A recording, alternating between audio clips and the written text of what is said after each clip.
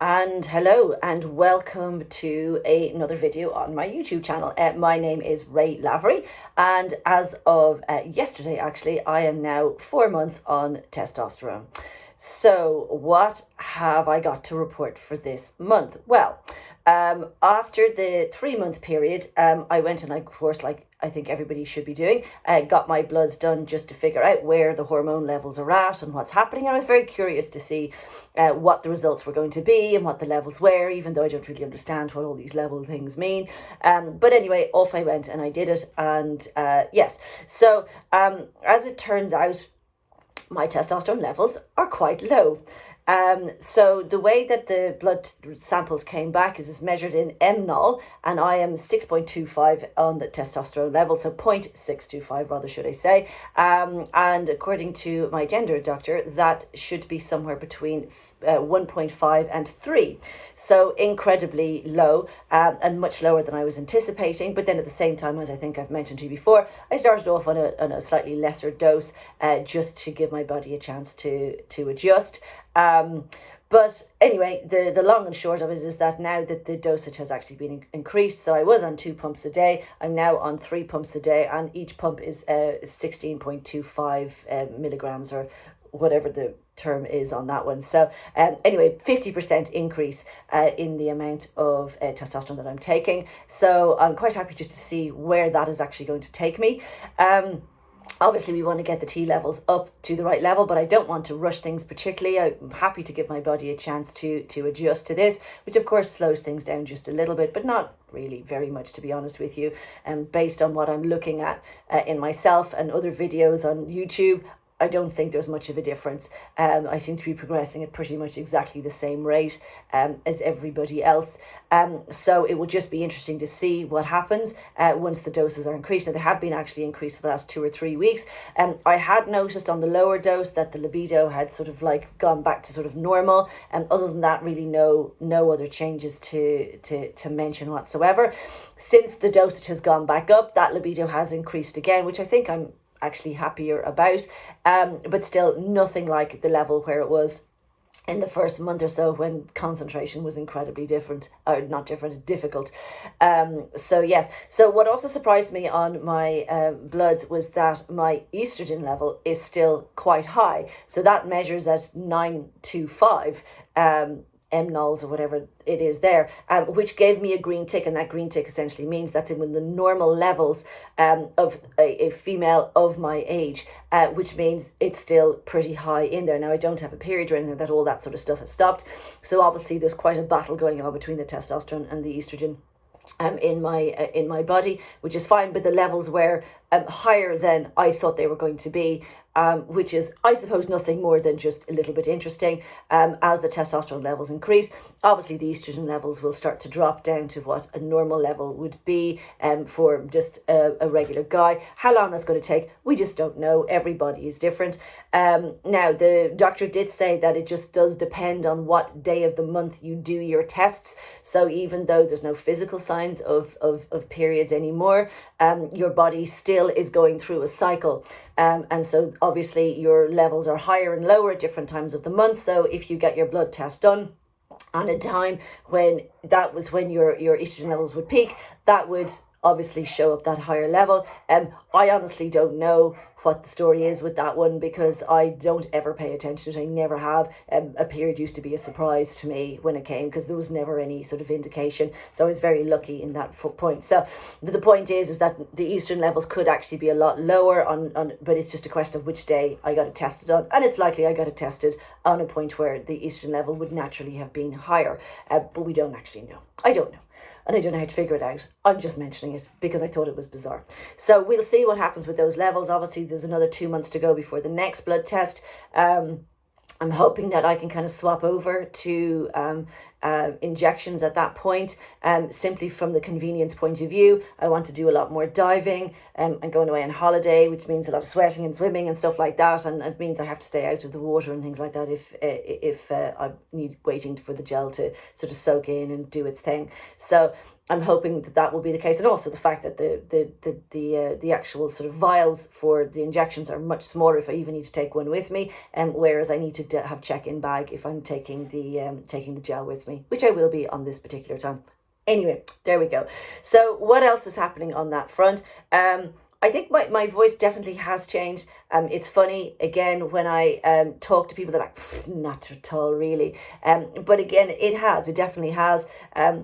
I showed you in my last video the difference that has continued to drop again, and my brother didn't believe me, so I played a video for him on sort of the video that I took on at the beginning of this YouTube channel, so just of the introductions. I played it for him so that he could hear the difference, and he was like, "Oh, you sounded much more feminine then." Okay, thanks for that. It's obviously true, but I still sound very much like myself, just a little bit deeper, obviously, and that will continue.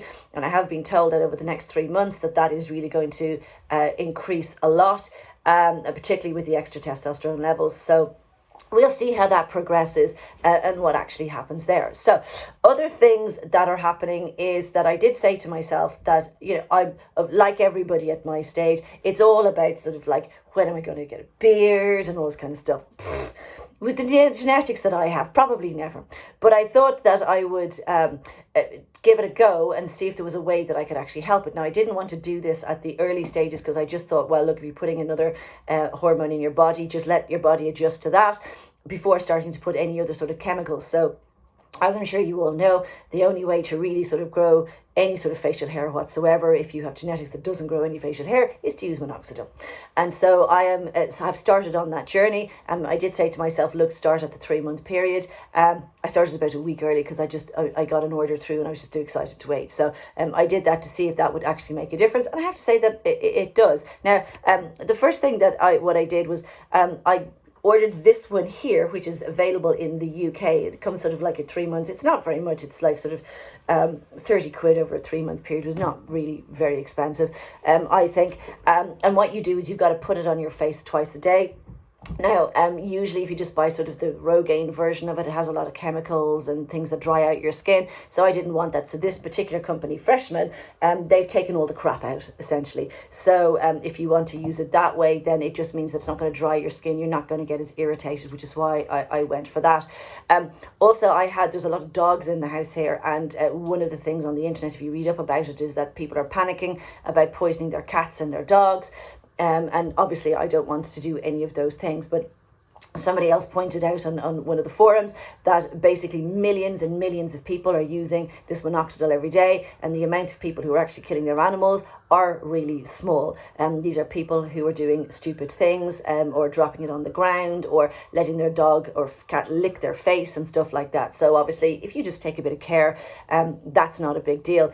So I have managed to do it that way. Now, what I have done to help with that is, rather than just pouring the stuff on my hand and putting it on my face, which means it's everywhere, I'm using a slightly different system. So I'm just getting a very simple Q-tip, and I'm just putting the minoxidil onto that and then sort of like literally painting it on my face. And what that basically means is that it's not going on my hands, and so therefore it's not really going to be transferred to my dogs. And of course, I'm not letting my dogs lick my face. I'm keeping it away. And also, you're supposed to put on the minoxidil twice a day. So I do it in the morning, and then again just after lunch, because you just need to wait for 4 hours. And then I wash it off in the evening time. So if I'm ever lying down or in bed, because the dogs jump up on the bed, and that's when they're more likely to lick me, they're not going to get poisoned. And that system seems to have worked quite nicely. Now, results, I'm one of these people who, like, we are not a hairy family. And it took my brother's years to grow any version of a beard. I think I've probably mentioned that before. So of course I'm trying to, increase improve my chances on that one. So I do put it on. What I will say is that there is a peach fuzz growing, which I've been able to shave off twice. Very exciting. That was. It's now it feels just a little bit rougher, a little bit stubby. You can't see anything, but just to feel it feels like there's something going on there. That is enough to make me very excited, because I never thought that even would be a possibility. So I'm very surprised that is growing. And there's starting to be sort of dark hairs in here, which have, of course, been shaved off today.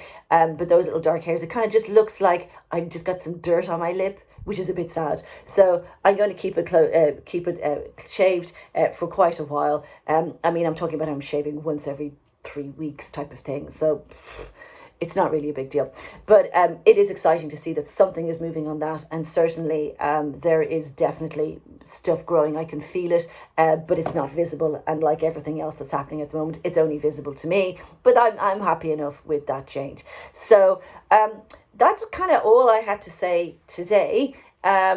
I can't believe it's been 4 months. Obviously, things go much quicker than you actually think. But I'm pleased with my progress so far. Of course, I don't pass in any way. I don't really look materially different in any way. I haven't grown, a six-pack or any of that kind of stuff. Like, that's going to require some work. But it is a work in progress. And I'm happy to see that work in progress going. And if it's just the voice changes for now, people are a little bit starting to notice that, then grand. And we'll see what's going to happen over the next sort of 3, 6, 9 months. And that's really going to be the big tell, and also how people will react to me. I think that's going to be a very large learning curve. And I'm excited about that, but I'm also a little bit sort of scared, because you just don't know how people are going to react. And there's certainly a lot of tossers out there. So anyway, there you are. That's me for my 4-month review. I hope you enjoyed it, and I will see you all next time. Take care and goodbye.